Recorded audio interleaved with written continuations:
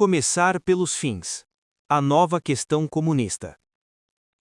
Aqui está também o que explica o mal-estar sentido por mim e por tantos outros ao ouvir apresentar uma inovação em princípio de tal modo criadora, como se resumisse ao abandono da ditadura do proletariado.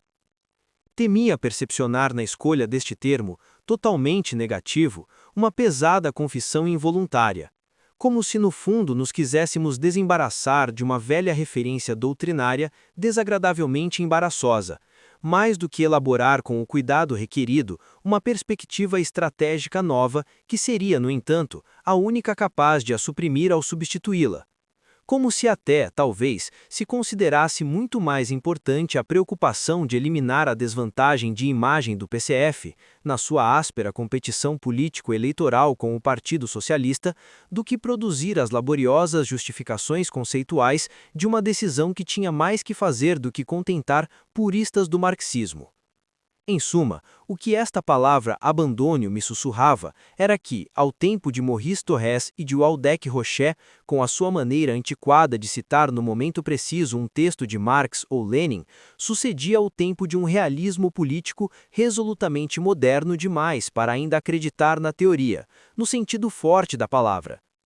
É por isso que quando Louis Althusser, encetando publicamente a acusação ao 22º Congresso, tomou a defesa da ditadura do proletariado, proclamando que um conceito não se abandona como um cão, eu tanto estava em completo desacordo de fundo com ele sobre muitos aspectos, como partilhava sua crítica metodológica, assim como sua reivindicação de um debate fundamental, pelo que decidi tomar por mim mesmo, nesse sentido, as iniciativas que estivessem ao meu alcance. Em fins de abril de 1976, a quando da venda do livro marxista, programei um debate público com ele por ocasião da saída do seu livro, Positions, nas edições sociais. Debate posto em causa no último instante por membros da direção do partido presentes na venda, e salvo in extremis pela luz verde que obtive de Georges Marchais, quando este chegou.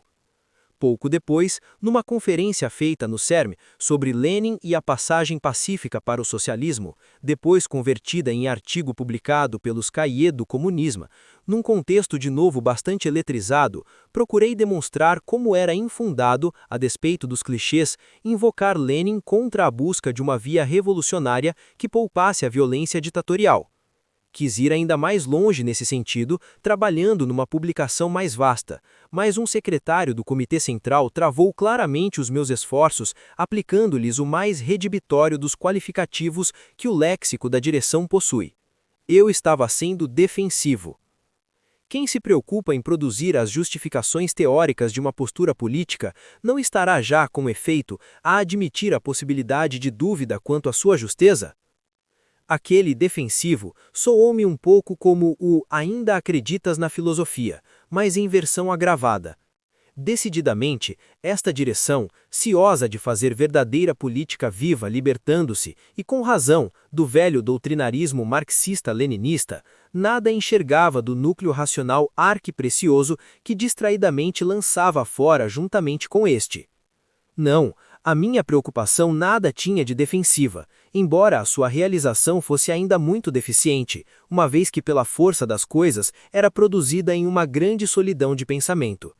E iria ter ainda mais consciência desta imatulidade quando no ano seguinte escrevi com François Inker e Jean Fabre Les Communistes et l'État, um livro que não foi decretado como defensivo, mas que também não foi recebido lá muito ofensivamente. O 23º Congresso, em 1979, congresso de real invenção estratégica, diferentemente dos que se lhe seguiram, relançava duplamente a reflexão de alguém como eu, através desse mesmo contraste entre riqueza política e indigência teórica. Por um lado, retomando a conta do PCF, a noção sugestiva de socialismo autogestionário, que, entretanto, por defeito crônico de aprofundamento, rapidamente iria descambar em fórmula inoperante. Por outro, purgando os novos estatutos, com alguma razão, da referência tradicional ao marxismo em geral, para apenas pôr em relevo o socialismo científico, mas abstendo-se impavidamente de explicitar, por pouco que fosse, o conteúdo de pensamento que sob esta denominação se colocava doravante, entretanto, em destaque. Sendo membro da comissão de redação destes novos estatutos, estava bem colocado para apreciar esta façanha. Alargando então meu campo de reflexão pessoal a todo este novo objeto, comecei a entrever por minha parte para que rumo se devia sem dúvida orientar um comunismo do nosso país e do nosso tempo, coisa de que há traços em um artigo escrito nos finais de 1982 e publicado na primavera seguinte por La Pensée. Em que ponto estamos relativamente ao socialismo científico? Mas o obstáculo a qualquer avanço parecia-me cada vez mais residir numa concepção, num funcionamento, num modo de vida do partido manifestamente retardatários. Sendo em 1981 o redator do pequeno coletivo que tinha a seu cargo a redação do projeto de resolução do 24º Congresso, senti com vivacidade uma exigência de inovar com ousadia na questão do partido e, ao mesmo tempo, uma impreparação profunda para o fazer. A maneira como a direção ao mais alto nível se acomodava com este estado de coisas surgiu-me pouco a pouco como uma confissão. E o seu tácito não a qualquer verdadeiro questionamento neste domínio teve para mim, sem barulho, um efeito decisivo. Não fechava só o círculo de uma indiferença teórica que abrangia, constatava eu, todo o campo das questões fundamentais do famoso socialismo científico, incluindo a concepção do partido, coisa que já me parecia extravagante. Fazia-me, sobretudo, tomar consciência de que o meu litígio com a direção ia bem mais longe do que eu supunha. Já que aquela recusa não visava só a minha preocupação teórica em clarificar a situação em que nos encontrávamos do ponto de vista de princípios relativamente ao leninismo em matéria de organização, nessa recusa jogava-se a mais prática e política de todas as paradas, o próprio partido. Aquele não queria dizer que se não queria mudar nele nada de importante. Encontrava-me, deste modo, em relação a uma questão tão nevrálgica, em oposição política à direção do partido. Para mim, era um marco. Até ali, estava tão certo da minha razão no meu contencioso teórico com ela, como continuava interiormente aberto à sua contracrítica. Sendo cada qual contra si próprio o mais bem informado e o mais penetrante dos acusadores, encontrava 10 motivos para me dizer: eles é que têm razão, estás a ser picuinhas com os conceitos, não fazes suficientemente política. Porque na linguagem oral das altas esferas do partido há 2 palavras política, só com um O para dizer política no sentido corrente e com 2 O para puxar as orelhas a quem se mostrar ingenuamente político a mais. É preciso fazer política, camarada. Demasiada teoria filosofante, pouca política a sério. Não seria esse exatamente o meu retrato? Durante muito tempo batalhei no partido, albergando no meu íntimo aquela parte de crítico que me impedia de ajuizar negativamente, de modo global, a direção. Mas com aquela recusa, em minha opinião indefensável, de mexer na questão crucial do partido, como se pudesse implementar uma estratégia verdadeiramente nova com um partido à moda antiga, chegava a minha vez de dar um puxão de orelhas, já não simplesmente por carência nas ideias, mas por imobilismo político, precisamente, e devastador de que maneira?